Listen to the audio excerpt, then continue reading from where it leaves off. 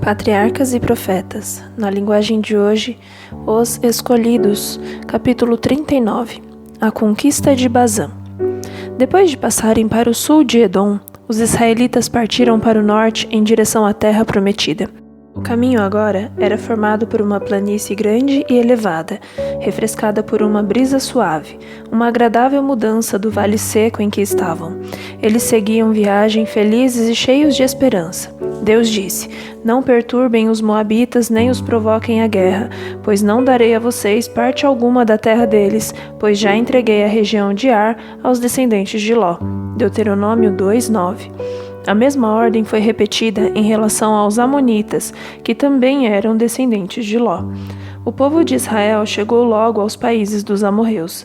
Esse forte povo e guerreiro tinha cruzado o Jordão, lutando contra os moabitas e conquistando parte do seu território.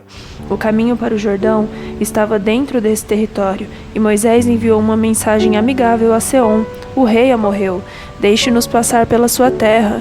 Por prata nos venderás tanto a comida que comermos como a água que bebermos. Apenas deixe-nos passar a pé." Deuteronômio 2, 27 e 28. A resposta foi um decidido não. E todos os exércitos dos amorreus foram convocados para combater os invasores. Esse imenso exército aterrorizou os israelitas.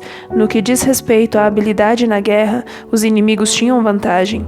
Do ponto de vista humano, os amorreus rapidamente colocariam um fim em Israel. Moisés manteve o olhar fixo na coluna de nuvem. Essa evidência da presença de Deus ainda estava com eles. Ao mesmo tempo, ele instruiu o povo a fazer tudo o que o poder humano seria capaz para se preparar para a guerra.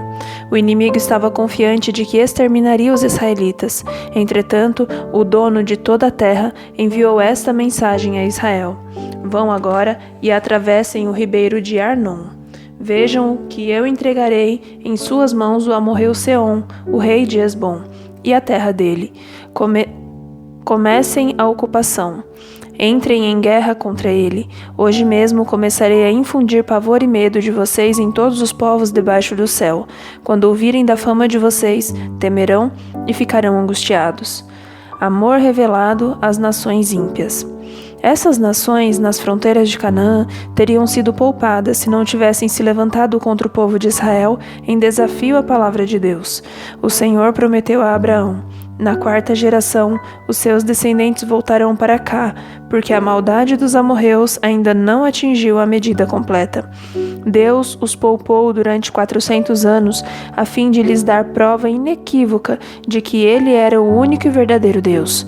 Os amorreus conheciam todos os milagres operados por Deus para tirar Israel do Egito. Eles poderiam ter conhecido a verdade, mas rejeitaram a luz e se apegaram aos seus ídolos. Quando o Senhor conduziu o seu povo às fronteiras de Canaã pela segunda vez, essas nações pagãs receberam outra prova de seu poder. Viram que Deus estava com Israel na vitória sobre o rei Arad e os cananeus e no milagre operado para salvar aqueles à beira da morte por causa da picada das serpentes. Em todas as suas viagens e acampamentos, os israelitas não fizeram mal algum ao povo ou às suas propriedades.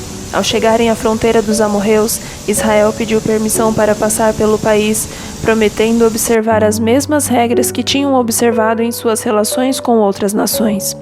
Quando o rei amorreu recusou o pedido e, cheio de arrogância, reuniu seus exércitos para a batalha, a taça da sua iniquidade ficou cheia e Deus exerceria seu poder para derrotá-los. Os israelitas cruzaram o rio Arnon e avançaram contra o inimigo. Travou-se um combate e os exércitos de Israel venceram. Logo, tomaram posse do país dos amorreus.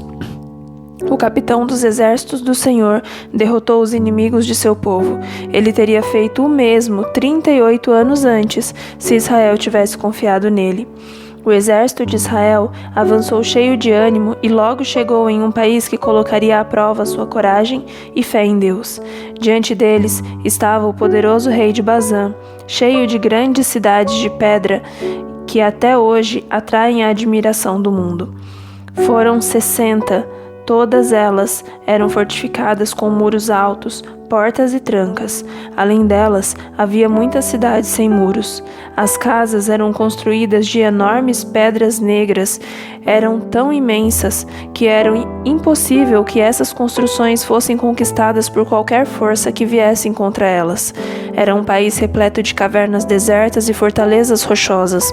Os habitantes, descendentes de uma raça de gigantes, tinham altura e força maravilhosas e eram tão conhecidos por sua violência e crueldade que se tornaram o terror de todas as nações vizinhas. Og, o rei, destacava-se por sua altura, mesmo em meio a uma nação de gigantes.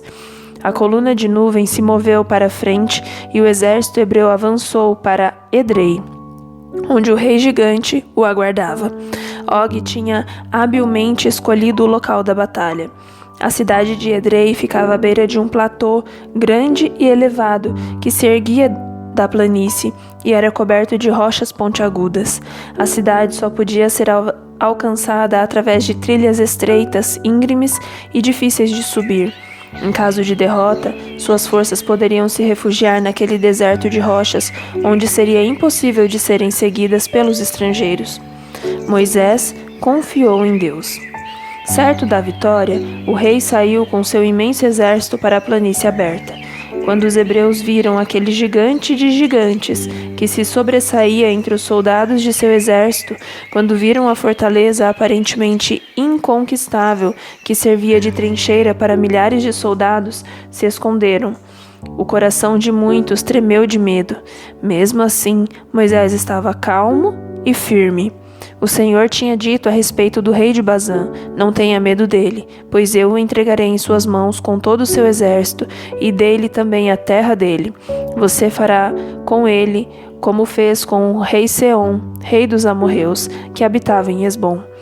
Nem poderes gigantes, nem cidades muradas, nem fortalezas rochosas poderiam resistir ao capitão do exército do Senhor. O Senhor liderou o exército e o Senhor venceu em favor de Israel. O rei gigante e seu exército foram destruídos, e os israelitas logo tomaram posse do país inteiro. Assim, aquele povo estranho, que tinha se rendido à idolatria abominável, foi exterminado da terra. O erro fatal de Israel. Muitos se lembravam dos eventos que quase 40 anos antes condenaram Israel à longa peregrinação pelo deserto. O relato dos espiões a respeito da terra prometida estava correto em muitos aspectos. As cidades eram muradas e muito grandes e eram habitadas por gigantes. Agora, eles podiam ver o erro fatal da geração passada em não confiar no poder de Deus. Isso os havia impedido de entrar de imediato na boa terra. Deus tinha prometido ao povo que, se eles obedecessem à sua voz, ele iria à frente e lutaria por eles. O Senhor expulsaria os habitantes da terra. Contudo, Israel tinha que avançar contra os inimigos e lutar contra os exércitos bem treinados e preparados para resistir a eles. A geração passada tinha fracassado. Agora, a prova era muito mais severa do que quando Deus ordenou que Israel avançasse pela primeira vez. As dificuldades aumentaram muito desde que o povo se recusou a avançar quando lhe foi dada a ordem.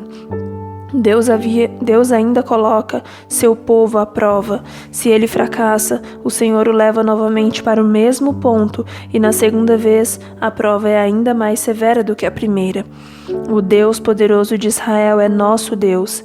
Nele podemos confiar, e se obedecermos às suas ordens, ele operará em nosso favor, assim como fez por seu povo antigo. Algumas vezes, o caminho estará tão bloqueado por obstáculos aparentemente insuperáveis que desencorajará aqueles que cedem ao desânimo. Mas Deus diz: avante!